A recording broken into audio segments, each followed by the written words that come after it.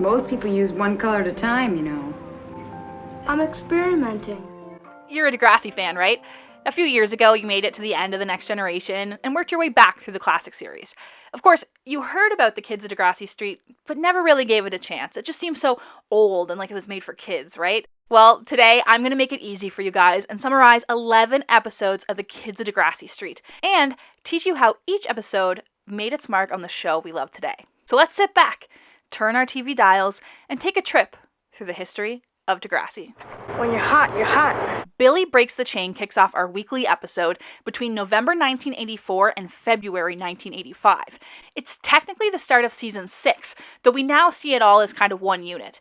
Because they're making so much content at once, some things are pretty well established, like the writers. Amy Jo Cooper, who you remember as the Playing with Time office assistant, Susan Accord, who played Cookie's nurse, and Yan Moore, the film editor turned writer, are all going to be writers on these episodes, as well as Michelle Dion, who also works on the art and costume departments. In this episode, we meet Sara Friedland, and she goes on to play a pretty big role. She becomes the production manager of the Kids of Degrassi Street. And while for now she's an on-screen waitress, later she'll replace the role of the Degrassi Street grocery store owner.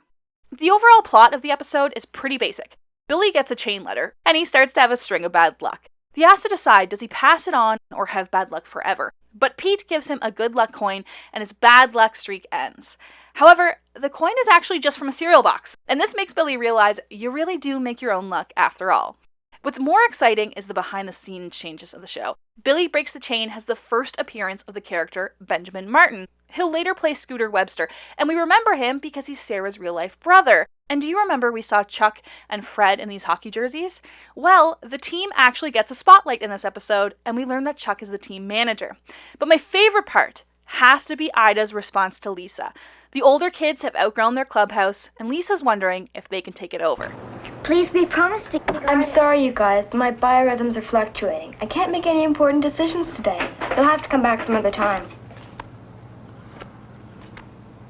Huh? You know, low biogrades, the moon's in Capricorn. See? It's impossible. Today, everyone will be watching that scene like, yes, queen, go off, I get it. The next story is Catherine Finds Her Balance, and we summarized it pretty well in the last video, but it does have some interesting cameos. Linda Schuyler plays Lady in Record Store, Yan Moore can be seen as a judge at the gymnastics meet, and Alana Miles plays Cookie's mom. If you don't know who Alana Miles is, she plays this song.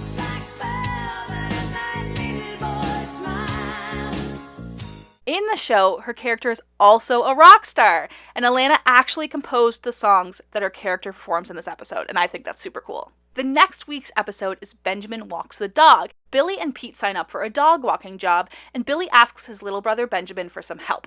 And the reason he needs help is because he wants to go sneak off with Pete to buy cigarettes. Yeah, we're going to talk about that a little bit later. But Benjamin loses the dog, and he gets lost as a result of trying to find him. An unexpected behind the scenes from this episode is Benjamin and Billy's mom is the same actress who has this cameo in Mean Girls. No green pen. No food in class. Bleiben hier in Platz. I thought that was just like so cool. I was blown away. However, Degrassi has really started to show its age because the way they plan to get these cigarettes is Billy and Pete, who are like, 9 or 10, are going to go tell the cashier, oh, my mom needs cigarettes and she just sent me to the store to buy them. I thought that was so funny. Like, that wouldn't even be an idea that kids would have today. Also, bonus points if you recognize that this is production manager Sara Frieland and creator Linda Schuyler making a cameo together. And of course, they are not going to sell these kids cigarettes. The fifth episode of these stories is Liz Sits the Scheggles, which is all about the classic misadventures of babysitting. Now, the episode isn't all that exciting, but what's cool is that Martin's little sister Melanie is played by Rachel Blanchard. Now, I recognize her from roles like Flower in Without a Paddle or Cher from the TV version of Clueless, and I just thought it was so cool that this was like her very first role ever. It's crazy. Other than that, the episode doesn't really stand out much. Then, the Kennards move out, says goodbye to some core cast members. Irene, Chuck, and Noel will no longer appear in the series. And we learn that Gail is pregnant. The idea is their family's moving out to Vancouver, and Lisa's upset about it. Looks like the baby just might be a little Westerner, eh, Gail? So the episode ends with Lisa saying goodbye to her friends, and what I love is that Ida is filming a home movie for it. A perfect tie-in to the original episode. But ultimately, this is pretty much her last time with the show. After this, the world of Degrassi just feels much more bigger and full of characters. The editing's more clean, and the kids seem much more comfortable on camera. Overall, it's starting to feel like a real show. And that might be because, from this point forward, Telefilm Canada has now joined the production team. Next, we watch Martin Meets the Pirates. This is when Martin Schegel runs into a street club called the Pirates. They're looking to recruit new kids and expand to Degrassi Street. To get in, Martin has to steal a blowtorch. Meanwhile, the pirates terrorize Pete and also Martin's little sister. But luckily, the kids at Degrassi Street come to save the day. One of these pirates is very, very recognizable. This is Neil Hope, who plays Griff in this series, and of course we recognize him as Wheels in Degrassi High. Additionally, Michael Bawcutt plays the welder that Martin steals the blowtorch from. He does grip on the show, which is setting up lights and camera rigs and that kind of thing, from now until Degrassi High. Then, he comes back in Season 8 of The Next Generation as a production manager up until the end of Next Class. A similar story happens with Stephen Whitrow. He plays just a random biker. We don't see his face, he doesn't speak, and he doesn't even work on the show. And yet, 17 years later, he comes back as the editor for Degrassi The Next Generation. He works on it from the very first episode up until the finale of Season 7. Like, how does that happen? I feel like I should know that, but how does that happen? But my favorite character has to be the leader of the pirates. Now, she's only ever referred to as the boss, meaning it's very easy to miss that she's actually a girl, but I love her non-gender conforming, mulleted punk style. Like, she's absolutely my favorite character. Now, Connie Goes to Court is overall the 16th episode of the Kids of Degrassi Street series. Connie is played by Dana Jean Brown, and we'll recognize her as Trish, and she also comes back to make a brief appearance in the 2001 reunion episode. We learn that she's Liz the babysitter's little sister, and her class is reading The Merchant of Venice, and again, the themes of the story reflect in the episode. The class is raising baby shower money for Miss Gonzalez, or as we know her, Wendy Watson. And there's a miscommunication over Connie's $5 donation, which causes a lot of confusion. So the kids host a mock trial. At the same time, the newspaper Connie delivers for goes on strike. This episode is really showing kids the effects of real-world issues like strikes and judicial procedures, and I love that they make these adult topics accessible to such a young audience. In the story, Pete plays Connie's lawyer and Casey plays the prosecutor. And to find out who wins, you'll just have to watch the episode. I find that very suspicious. Get to the point, Casey. The next story is Griff Makes a Date, and I actually don't recommend this episode, which is a shame because it's centered around Griff and Lisa having a crush on each other, which means that Lisa's back from Vancouver with a brand new baby brother, Nicholas. Her older brother, Noel, has seemingly disappeared. But anyway, Nicholas is born with a mental disability, and her dad explains this to her in a very basic, honest way, which I appreciate.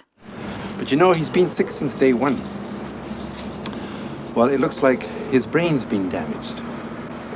Your brother will be mentally handicapped. But he looks okay. He is okay. The doctor's sure the damage isn't too bad. He's just going to be a little slow learning things, that's all. Will he get better? No, Will he be able to talk? of course. That's good. But why? I don't know why, Lisa. These things just sometimes happen, that's all. It's not anybody's fault.